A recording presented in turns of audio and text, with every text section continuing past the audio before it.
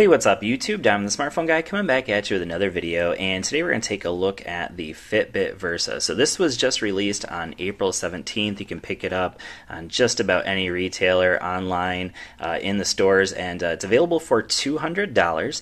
And it's kind of a follow-up to the Fitbit Blaze, Fitbit Ionic. It's Fitbit's way of kind of moving into kind of a middle-of-the-road fitness smartwatch from my perspective. So let's go ahead and take a look at what all this thing has to offer. I will mention that this is my very first Fitbit watch. I've reviewed a ton of other smartwatches like this one right here. This is the Amazfit Pace 2. This one has built-in GPS, a lot of the same functionality of this one, $200, and this one has built-in GPS, but obviously this one's a little bit bigger and bulkier than the Fitbit Versa, so that's something you'd have to contend with there. This one right here is the Amazfit Core. This one's available for a lot less than the Versa, but this one's more like a Fitbit Charge HR, so or Fitbit Charge 2 HR, I should say. But let's go ahead and take a look at the Fitbit Versa and what all this thing has to offer. So first thing that I really like about it is the fact that you can store music on it. It is a bit of a pain, and we'll talk about that a little bit more. But you can store, they say, up to 300 songs. We have, of course, our heart rate sensing and really all of the main fitness tracking that you would want, and the heart rate sensor is absolutely fantastic on Fitbit watches from my experience. I've really only tested them out briefly, but this is the first one that I've actually purchased. We have some on-screen coaching, which is cool, and that's going to be used, of course, Fitbit Coach. We have apps and notifications, so we can, of course, get our notifications there. It's a little bit limited there.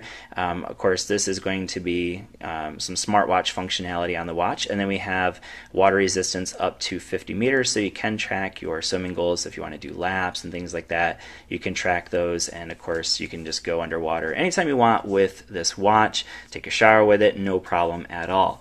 Alright, so let's go ahead and take a look at some of the health features. So you can see there we can track our steps, distance, calories, and floors, same as most fitness watches. We have continuous heart rate, sleep tracking, stages and insights, breathing sessions, reminders to move. In terms of smart features, we can store some music on it, I already mentioned that. We can call, text, and get our calendar and apps. You can add additional apps onto the watch. It is a little bit limited through the Fitbit App Store, but there are some things available, and we'll take a look at some of those. We have on-screen coaching. Again, that's using Fitbit Coach, 15 plus exercise modes. We have connected GPS, meaning you have to actually have your phone with you in order to use GPS on the Fitbit. So that is a difference between that one and this one, the Amazfit Pace, where this one you can store music on it just like you can with the Versa, but this one does not require a phone to connect to GPS. This one has GPS built right into it, so that is definitely an advantage of a watch like that. And the Ionic. So the Fitbit Ionic costs $300 if you want connected GPS. And then we also have a cardio fitness level, and then we already mentioned the water resistance. So 4+ day battery life so far. That seems pretty accurate. Battery life has been very good, but again, this is just my first day with it.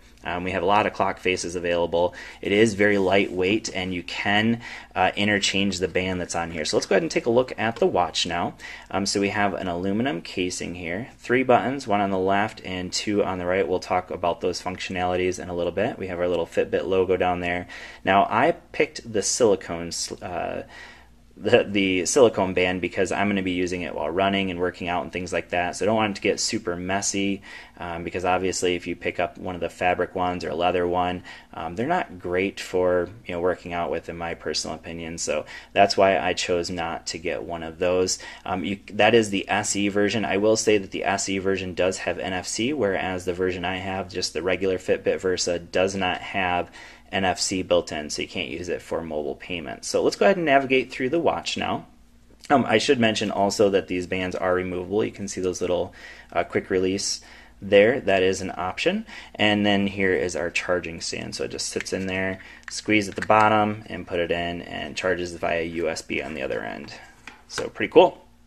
So let's go ahead and take now a look at the watch itself. So this is obviously our main clock face. If I pull down, I get my notifications, so that's cool. My wife has been trying to get a hold of me. If I scroll from the bottom up, it's going to give me some tips and tricks and then go through basically my main stats for the day, so that's awesome. And then we can go into some settings, and basically the settings allows you to get rid of the tips and tricks if you want to. So we'll go ahead and hit back. So this is our back button. If I hold the back button down, it will bring me into some other settings, so I can turn on the screen wake on automatic, I can turn notifications on or off, and if I scroll over to the left, I have music control as well. You have to actually have music playing in order for that to be used as the music control though, just a heads up. Alright, so we'll hit back and get out of that. If I scroll over to the right, that's going to get me into all of my apps. We'll take a look at some of those more in detail in just a little bit. And again, you can add apps to it through the app on your phone. So we'll take a look at some of those other apps that are available. So first thing that we're going to take a look at here is the exercise app. Okay, so we have run, and again up here you can see probably that settings icon, so we can adjust some settings within it. You can see I can choose to use connected GPS when I'm out running or biking if I want. We can customize the stats that it shows, so that's awesome as well. Alright, and then we have swimming, of course. We have treadmill running, we have weights, and interval timer. So all of these things I have not had a chance to time out or test out, so in my full review I will be going over after I've had a chance to actually test all those out, but you can see which ones are available there. And then we have music, so it has built-in playlists, so I can create playlists, I should say. Now this is one thing I will say is a little bit of a frustration. I have 50 songs on there. To get those 50 songs I had to connect it to Wi-Fi. I had to connect it to the same Wi-Fi my computer was on, and it took about 3 hours to transfer that over fast Wi-Fi, so it was kind of crazy.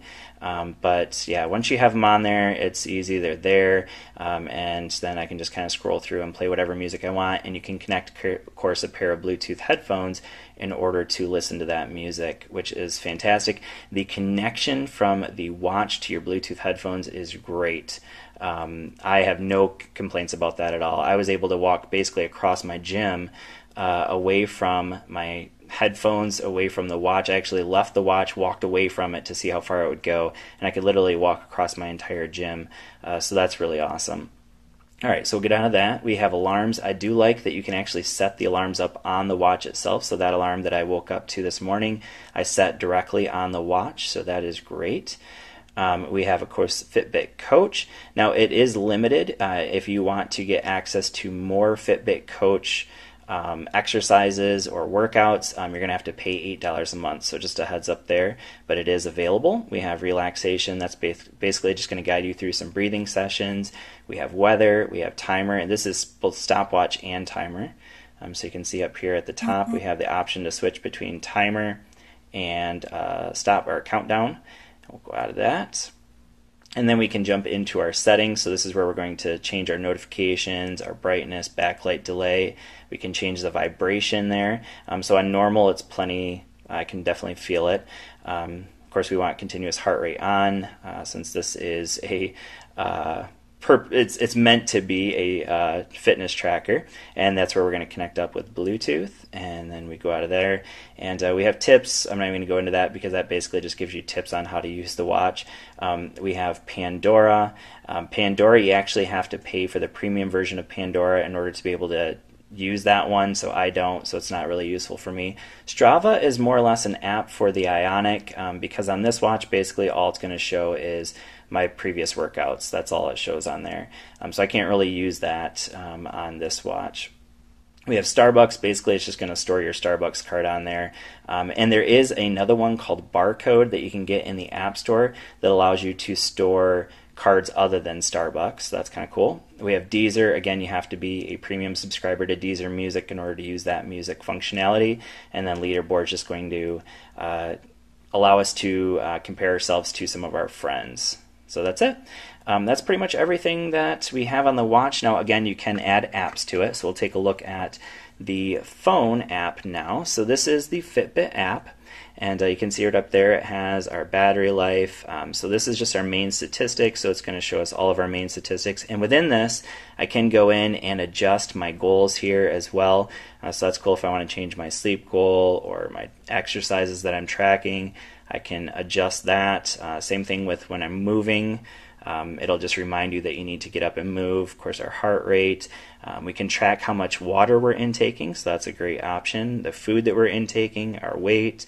So all of the main functionalities that you'd want right here on your main dashboard. And then we have some challenges available. So if you want to challenge yourself, maybe to be a weekend warrior and meet that challenge, you can get some badges. So that's kind of cool.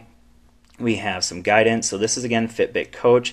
Again, these are the free ones, but if you want more, you have to pay the $8 a month. And then we have, of course, the community options and notifications. So with this being my first Fitbit watch, I have never compared myself to any other person on Fitbit, so I have not used that social media aspect of the fitness on this watch yet. So now let's go ahead and take a look at, so in order to get to this, basically I just click up here on the top. And so this is, of course, my profile. There's my Versa, and we're going to click on that in a little bit. But again, we can change our activity goals here. Basically, the same thing you can do on the first page, you can do here, change our goals. We can take a look at the compatible apps that are available, but we're going to actually go into the App Store in a little bit. We can change our notifications, our privacy there, and then also our settings for exercise tracking and heart rate zones and all kinds of options within that. But now let's go ahead and go into the actual Fitbit Versa. So I can change the clock faces here. Lots and lots of options available, so that's just the one I happen to have. So we can go to my clock, we can go into all clocks, and that's going to show us just a plethora of watch faces. Now, I used to have a Huawei Watch 2, and it was kind of cool because I was actually able to find one that was based off of the main watch on that one, or the main watch face on that one. So I tried that one for a little bit and just went back to one of the main Fitbit watch faces here. So here is where we're going to take a look at the apps. So there's an option for my apps and then all apps. It's definitely limited, I will say that. There's not a ton available there, but we'll go into some of the apps I think would be the best for the Fitbit Versa in another video. We have, of course, how to use and then some accessories. Basically, it's just going to take you to a store where you can actually buy that stuff. And then for media, you're not able to actually transfer music directly from the phone to the watch, which is kind of a pain. I wish that was an option, but unfortunately it's not. Again, in order to do that, you have to connect your watch to Wi-Fi, the same Wi-Fi as your computer, and then transfer it over that direction. So we can switch between our dominant and non-dominant hand so it doesn't accidentally track when we're writing or something like that. So that's great. I like that they do that. We can again adjust our notifications here, so we can pick and choose which apps show us notifications and which ones don't.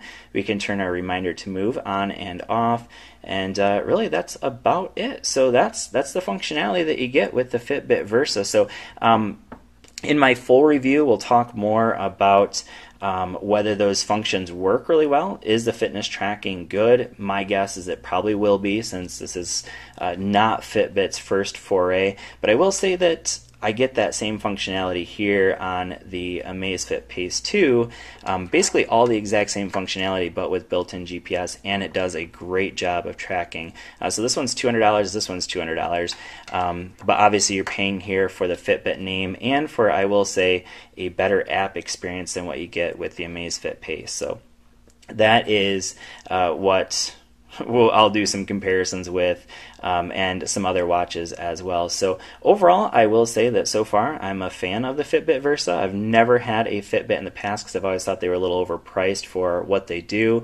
I probably think that's the case here as well, but overall I do like it so far. So in my full review, we'll get more in depth with whether the fitness tracking does in fact work. We'll take a look at another video, some of the apps that I think are best for the Fitbit Versa. And with that, thanks for watching, and I will see you all in the next video. Peace.